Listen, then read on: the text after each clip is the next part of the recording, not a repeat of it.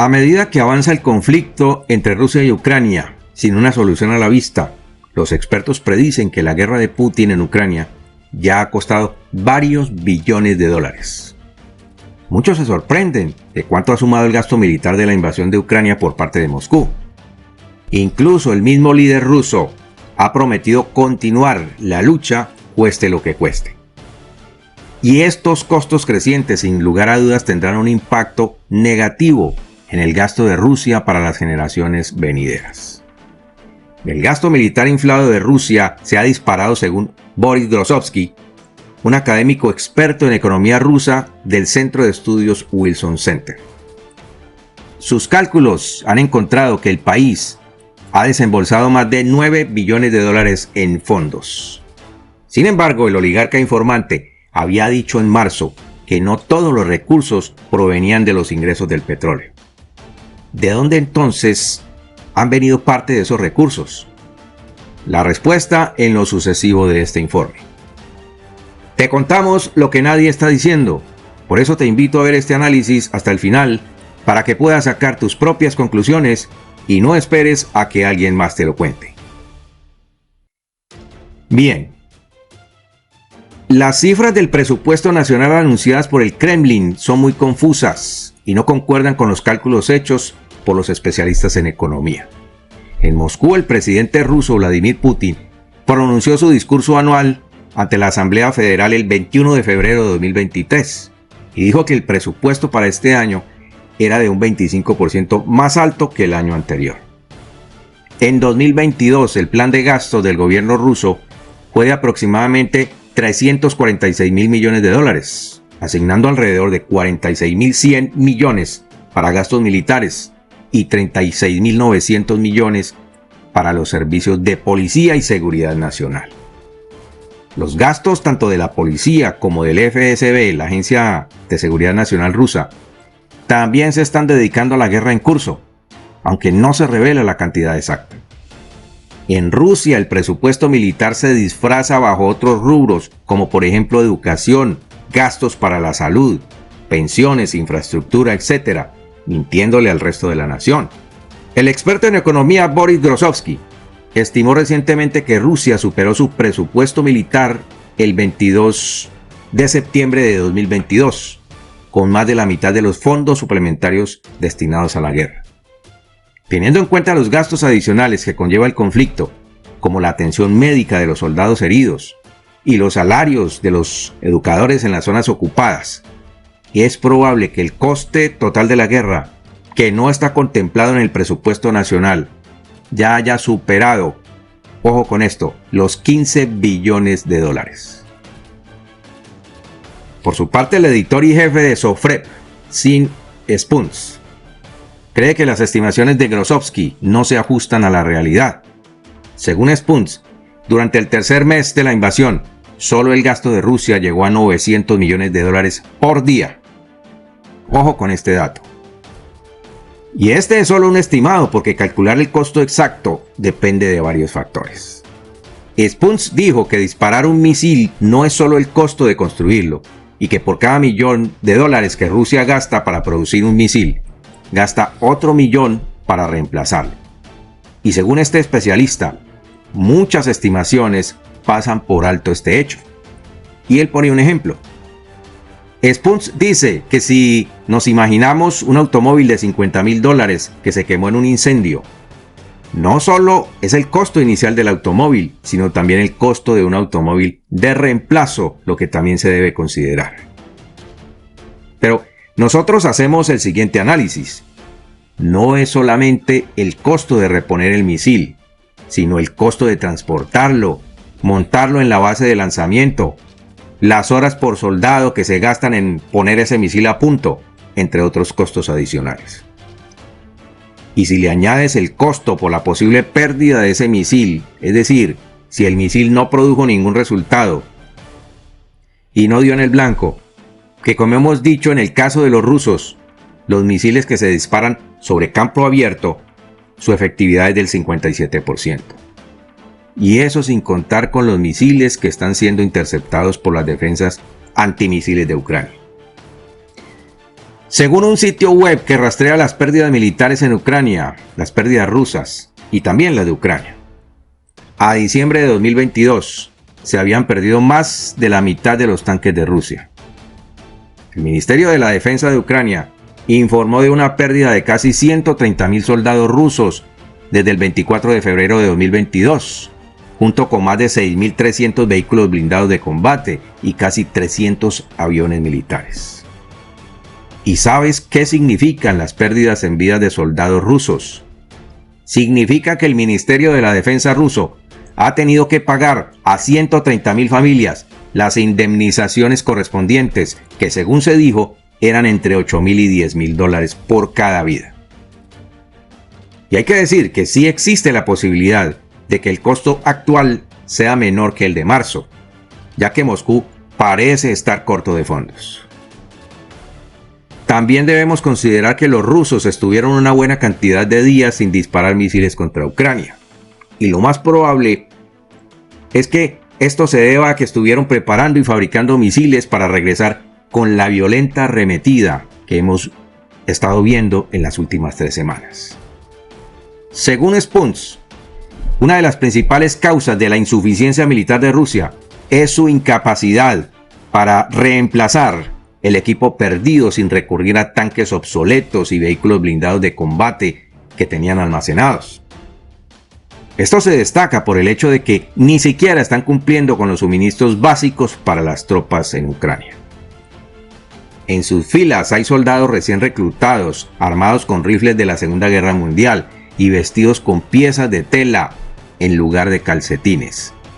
Es decir, no son calcetines adecuados para el clima.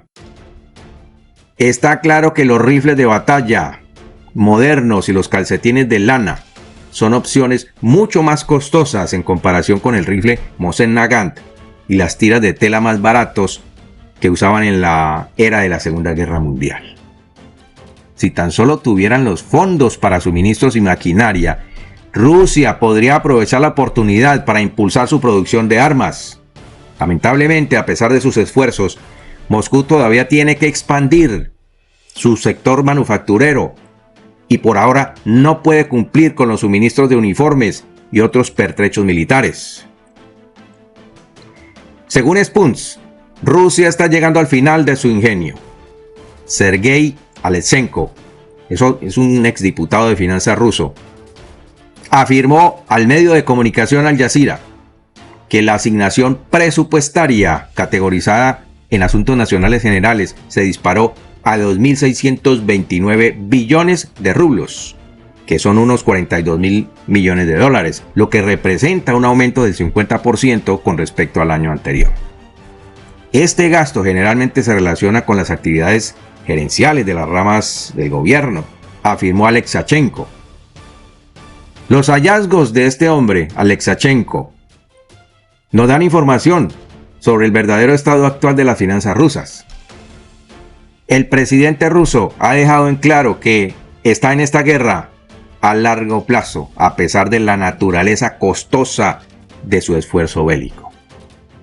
Y parece que el líder ruso sigue alegando la fortaleza de la economía y del sistema de gestión rusos en su discurso, citando evidencia que sugiere que Occidente puede haber subestimado todos estos factores.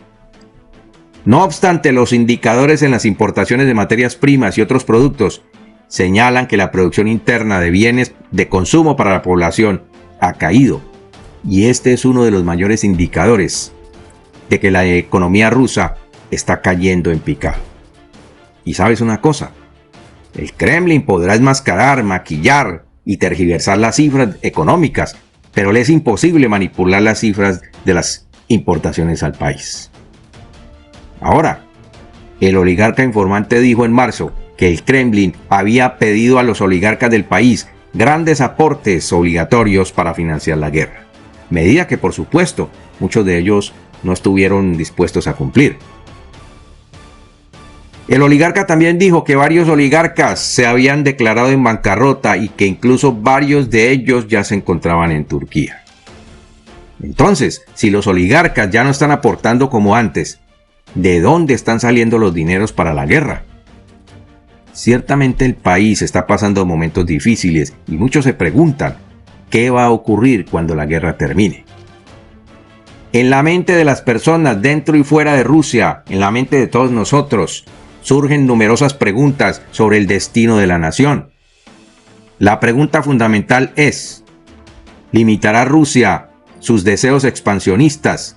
¿Desintegrará su imperio y dejará de representar un riesgo para el mundo? Aunque reprimir el conflicto violento de Rusia con Ucrania es imperativo para asegurar una respuesta positiva a las tres inquietudes contenidas en la pregunta anterior, por sí sola será insuficiente. Alexei Navalny, el líder de la oposición cautivo, el que está preso, compuso un artículo sobre este tema, mientras que el político exiliado Garry Kasparov y el exoligarca también exiliado Mikhail Khodorkovsky compartieron sus pensamientos al respecto. El político Leonid Gozman, quien fue encarcelado, pero que probablemente luego abandonó Rusia, incluso antes de la invasión, discutió extensamente la importancia de desmantelar la política exterior imperialista de Rusia. En las antiguas repúblicas soviéticas, que son colonias anteriores o colonias de antes de la conformación de la Unión Soviética, dentro de la propia Rusia, muchos de los que han abandonado el país y disidentes rusos discuten constantemente el tema, aunque sus vecinos dentro de las antiguas repúblicas creen que no es suficiente. Surge una tendencia notable en sus respuestas. Solo aquellos que han emigrado y están fuera del alcance del régimen, o aquellos que son lo suficientemente audaces como para hacerle frente y no están a su alcance, pueden discutir abiertamente cómo sería una Rusia posterior al imperio. Es por esto que los medios extranjeros tienden a buscar emigrantes y disidentes para entrevistarlos. Y la duda siempre es y será si existe una versión benévola y con visión de futuro de Rusia. Es decir, una visión de prosperidad para Rusia. Los que están fuera del alcance del Kremlin son los únicos rusos dispuestos a decir lo que piensan, por lo que se mira como una representación de una Rusia alternativa. Porque no se le puede preguntar a alguien que está dentro de Rusia, ¿por qué? Porque no te dirá la verdad. Y es debido a las restricciones a la libertad de opinión.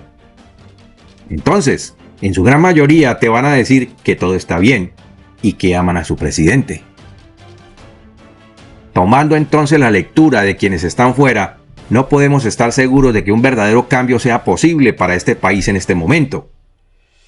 En tal caso, se necesitaría algo más profundo, como por ejemplo una implosión del régimen.